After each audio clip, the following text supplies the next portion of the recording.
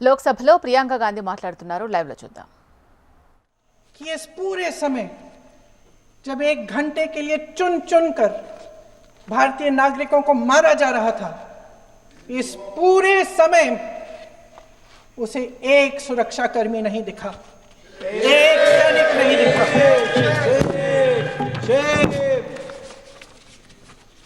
शुभम की पत्नी ने कहा, कोट, मैंने अपनी दुनिया को खत्म होते हुए देखा, अपनी आंखों के सामने एक सिक्योरिटी गार्ड नहीं था।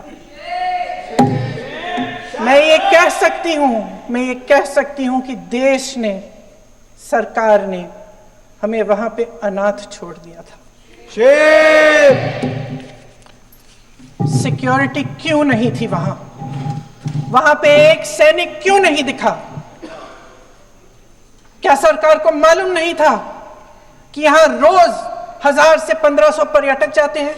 क्या सरकार को मालूम नहीं था कि यहाँ के पहुंचने के लिए जंगल के रास्ते से जाना पड़ता है? अगर कुछ हो जाएगा तो लोग वहां से निकल नहीं पाएंगे।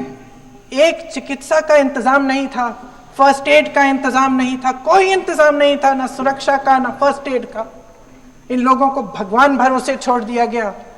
ये लोग वहां पे इस सरकार के भरोसे गए और इस सरकार ने उन्हें भगवान भरोसे छोड़ दिया।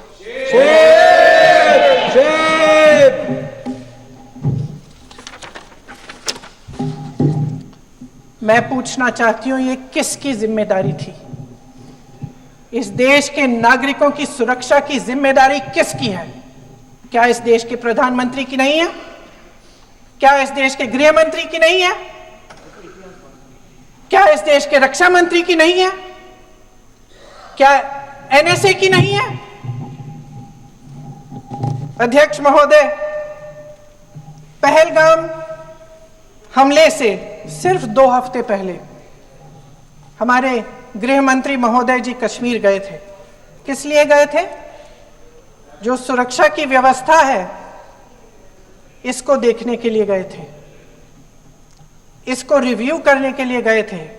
और उन्होंने वहां कहा कि आतंकवाद पर विजय प्राप्त हुई है। ये 2 हफ्ते पहले है।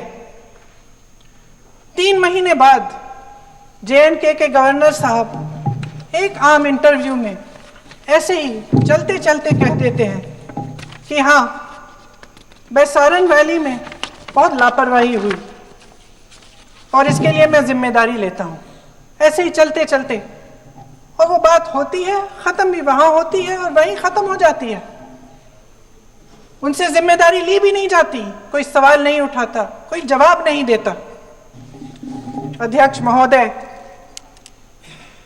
उस हमले की जिम्मेदारी एक आतंकवादी गुट जिसका नाम TRF है थोड़े दिनों बाद लेती है। कौन है ये TRF? 2019 में ये गुट बना।